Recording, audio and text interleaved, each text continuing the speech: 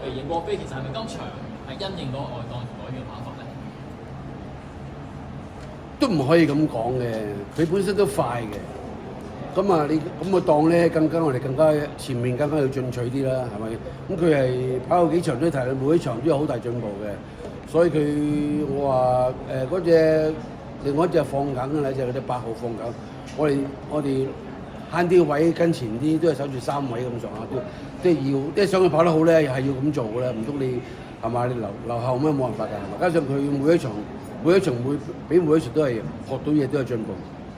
今日嗰個跑道形勢似乎都唔可以真係太後嘅，啲前節比較有呢場第4場睇以往我3場睇，暫時係咁睇都係比較好似係擺喺前面啲，好似有利啲嚇。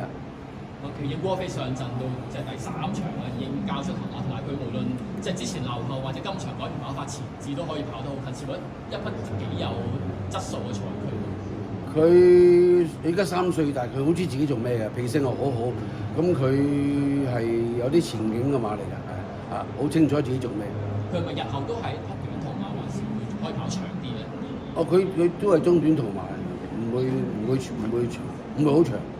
輝哥同呢位馬主合作都可以話如魚得水，幾匹都係好好啊嘛，美英洋飛啊，美廉飛啊，美過飛都係即係好有質素，好有長。係可能都幾夾啦，或者啲唔錯嘅，呢幾隻都係有交到成績。再次多謝輝哥 ，thank you，恭喜晒你。